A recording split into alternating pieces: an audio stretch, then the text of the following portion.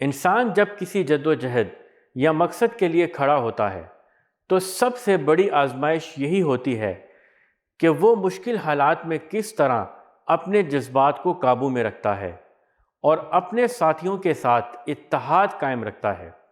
تاریخ گواہ ہے کہ قومیں اپنے باہمی اختلافات، جلد بازی اور بے صبری کی وجہ سے شکست کھاتی ہیں۔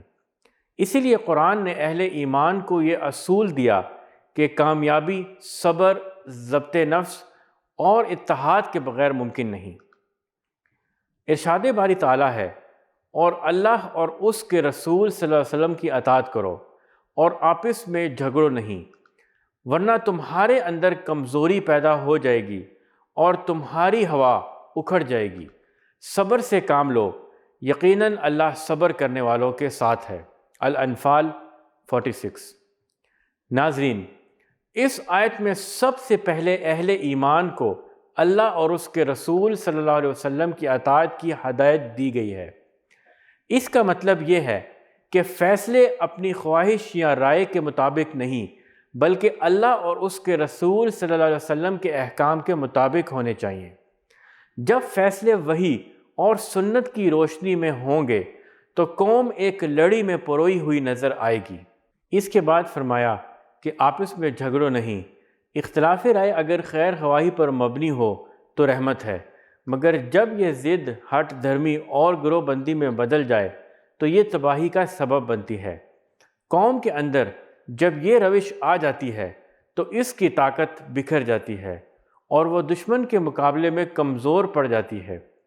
قرآن نے اس حقیقت کو ایک جملے میں سمیٹ دیا، ورنہ تمہارے اندر کمزوری پیدا ہو جائے گی اور تمہاری ہوا اکھڑ جائے گی، یعنی تمہارا رعب و دبدبہ ختم ہو جائے گا اور تمہاری اجتماعی قوت ٹوٹ جائے گی۔ اس کے بعد اہل ایمان کو صبر کی تلقین کی گئی۔ یہاں صبر صرف مشکل وقت میں خاموش رہنے کا نام نہیں، بلکہ ایک جامع صفت ہے۔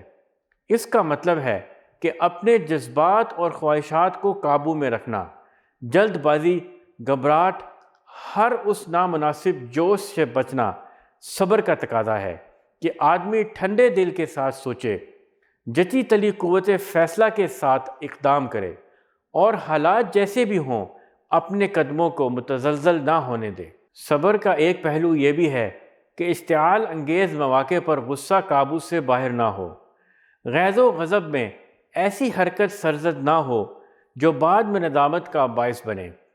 اسی طرح جب مصائب کا حملہ ہو اور حالات بگڑتے دکھائی دیں تو انسان کے حواس منتشر نہ ہوں، بلکہ وہ مضبوط اعصاب کے ساتھ حالات کا مقابلہ کرے۔ قرآن ہمیں یہ بھی سکھاتا ہے کہ صبر کا مطلب یہ نہیں کہ مقصد کو چھوڑ دیا جائے، بلکہ یہ ہے کہ مقصد کے حصول میں جلد بازی سے بچا جائے۔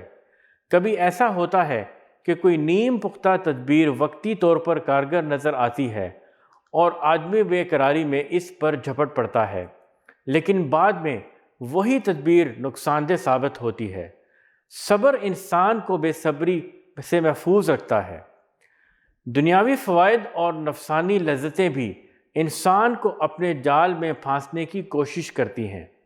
اگر دل میں صبر نہ ہو تو آدمی ان ترغیبات کے سامنے جھک جاتا ہے۔